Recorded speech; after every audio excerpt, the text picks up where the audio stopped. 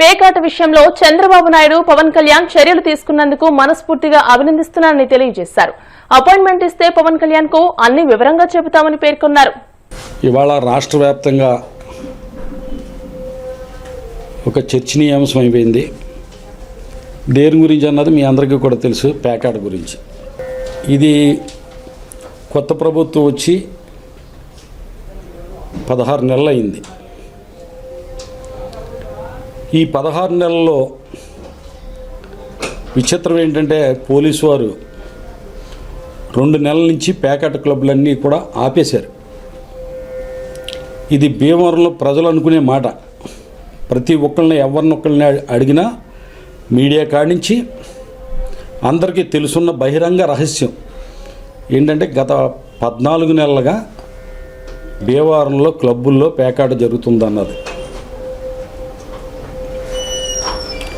ఈ 14 నెలల మట్టి జరుగుతున్న పేకాట వ్యవహారంలో ఒక ప్రజాప్రతినిధి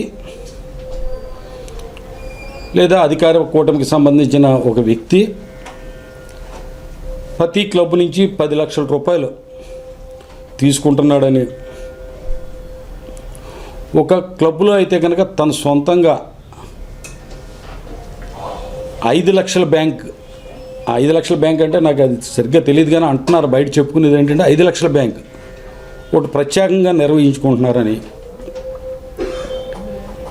అంతేకాకుండా ఇంకా అనేక విషయాలు చర్చించుకుంటున్నారు ప్రజలు. బ్రాందీ షాపులకు సంబంధించి ఒక్కో షాప్కి నెలకి 4.5 లక్షల రూపాయలు తీసుకుంటున్నారని, ఇలాగే ఇంకా అనేక ప్రధానమైన ఆరోపణలు ఎన్నో చాలా ఉన్నాయి. ఇవన్నీ కూడా ఎక్కడికక్కడ ప్రజల్ని అడిగితే ఆటోమేటిక్గా ఎవరికాళ్ళు చర్చించుకుంటున్న విషయం ఇదంతా కూడా. నేను కొత్తగా చెప్పేది ఏమీ లేదు. భీమవరం నియోజకవర్గంలో ప్రజలందరికీ తెలుసు, మీడియాకి తెలుసు, అఫీషియల్స్కి తెలుసు, అందరికీ తెలుసున్న విషయం ఇది. అంతేకాదు రాష్ట్ర వ్యాప్తంగా ఉన్న కూటమి ఎమ్మెల్యేలకు అందరికీ కూడా తెలుసున్న విషయం ఇది. ఇది ఎవరు చేస్తున్నారు, ఇది దీని వెనక పాత్ర ఏమిటి అనేది నిజంగా పవన్ కళ్యాణ్ గారు ఇప్పటికైనా మొన్నైనా స్పందించి దీని మీద విచారణ జరపమనడం అనేది చాలా హర్షించదగ్గ పరిణామం. ముఖ్యంగా ఏంటంటే ఈ జరుగుతున్న వ్యవహారంలో కూటమి ప్రభుత్వానికి చెడ్డ పేరు వస్తుందని చెప్పి చంద్రబాబు నాయుడు గారు అలర్ట్ అయ్యి అనేక మంది కూటమి ఎమ్మెల్యేలని అందరినీ హెచ్చరించడం కూడా మనం చూసాం పత్రికల్లోనూ, మీడియాలోనూ, వాటిలోనూ.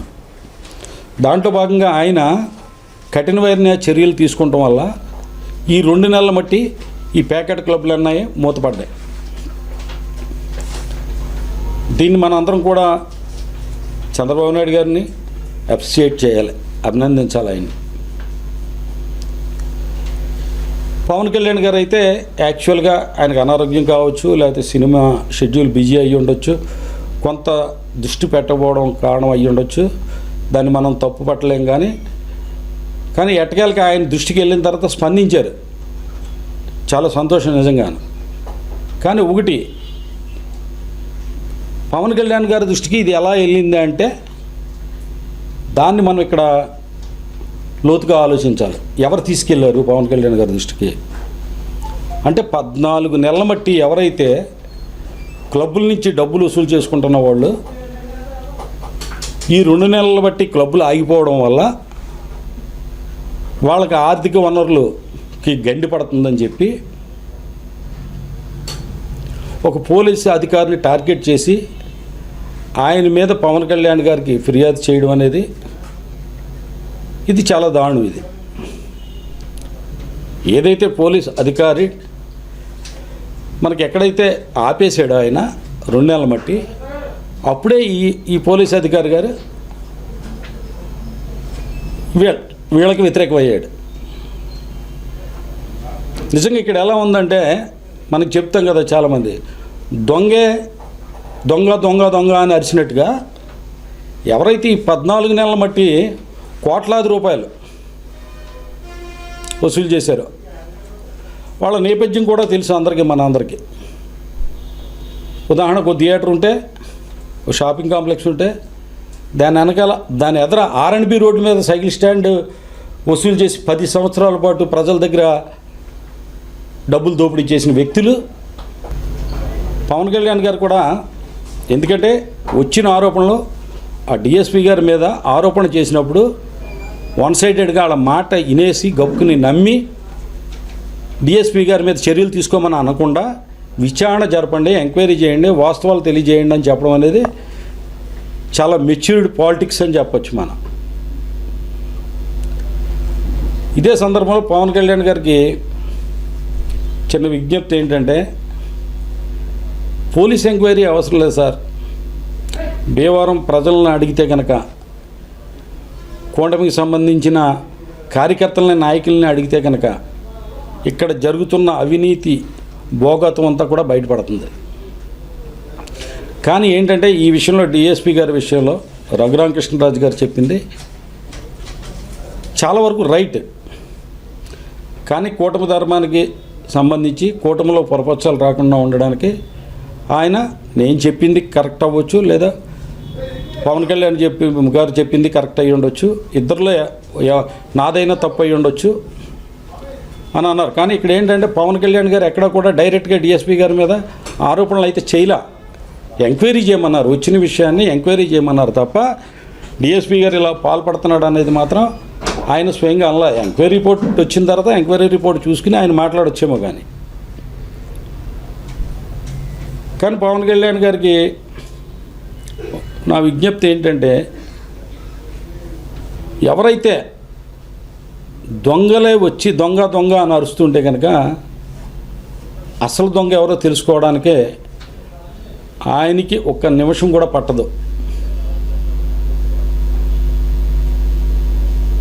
కాబట్టి పవన్ కళ్యాణ్ గారు అటువంటి వాళ్ళ మీద, ప్రజా జీవితంలో ఉండి అవినీతికి పాల్పడుతున్న వాళ్ళని, మార్కెట్ యార్డ్ దగ్గర జిల్లా కలెక్టర్ కార్యాలయం వస్తే కనుక గంధి శ్రీనివాస్ గారు ఆస్తులు పెరిగిపోతాయి వాల్యూ అనే ఉద్దేశంతో, అంటే నాకు అదొక ఉద్దేశం అని కూడా చెప్పాడు ఆయన. నిజంగా కలెక్టరేట్ వస్తే కనుక అక్కడ ఏమవుతాయి చెప్పండి? ఈ సేవా కేంద్రాలు ఏమన్నా, తర్వాత జిరాక్స్ మిషన్ కొట్లు, తర్వాత లేదంటే ఒక బడ్డీ కొట్టు, చిన్న హోటలు, లేదంటే పుస్తకాలు కొట్టు, ఇవన్నీ ఇంకేమన్నా వస్తాయి చెప్పండి? ఎక్కడెక్కడ ఏ జిల్లా కలెక్టర్ ఆఫీస్ వచ్చిన కాడ గీంప్లెక్స్లు కమర్షియల్ అయిపోయిందో చెప్పండి? ఒక తిరుపతిలో తప్ప. అంటే తిరుపతి అంటే ఉన్న ప్లేస్లో కమర్షియల్ ఏరియాలోనే కట్టారు. అది ఏమొస్తాయండి? జిల్లా కలెక్టర్ కార్యాలయం వస్తేనే జెరాక్స్ తీసి మిషన్లో, టైప్ ఇన్స్టిట్యూట్లు, ఎవరన్నా గబుకుని అర్జెంటుగా కలెక్టర్ గారికి ఏదైనా మెమరాండం ఇవ్వాలి అని రాసిమంటే ఎవరన్నా ఒక రైటర్లు అక్కడ ఇటువంటి ఒక 5, 6, 7, 8 వస్తాయి. అంతేనా? కలెక్టర్ ఆఫీస్ వచ్చేస్తే నా ఆస్తులు పెరిగిపోతాయని నేను అక్కడ పెట్టాను కలెక్టర్ ఆఫీస్. అది జిల్లాలో అక్కడ పెట్టినప్పుడు ఏదన్నా ఉంటే కనుక అభ్యంతరాలు తెలియజేయమని చెప్పి 30 రోజులు సంబంధించి నోటీస్ ఇచ్చినప్పుడు రాజపత్రం ద్వారా ఈ జిల్లాలో ఎవ్వరు కూడా అభ్యంతరం చెప్పలేదు. ఇదే ప్రజెంట్ ఎమ్మెల్యే తనకేమన్నా అభ్యంతరం అయ్యి ఉంటే కనుక ఆ 30 రోజుల పరిధిలో ఎందుకు ఈయన అభ్యంతరం చెప్పలేదు? అప్పుడు మాజీ ఎమ్మెల్యేగా తనకి పదవి వస్తే ఆ పదవిని దుర్వినియోగం చేస్తూ ఇవాళ అక్కడ వద్దు అని చెప్పి, పోనీ అక్కడ వద్దు అన్న ఆయన ఓకే, ఆయన ఇష్టం, అది ఆయన అభిప్రాయం. పోనీ వేరే ప్లేస్ చూపించాడా? వేరే చోట ఇక్కడ వద్దండి ఇక్కడ పెట్టండి అని ఏమైనా చెప్పాడా? చెప్పని మూలనే కదా ఇదంతా ఇష్యూ అయింది. Yes, correct. అది ఆయన ఇక్కడ వద్దండి పోనీ ఇక్కడ పెట్టండి అని ఏమైనా ప్లేస్ చూపించాడా? చూపించలేదు కాబట్టి రఘురామకృష్ణరాజు గారు ఇంకో ప్లేస్ లేదు కాబట్టి 20 ఎకరాలు 30 ఎకరాలు రాదు కాబట్టి ఇదిగో ఇక్కడ కట్టండి అన్నారు ఆయన.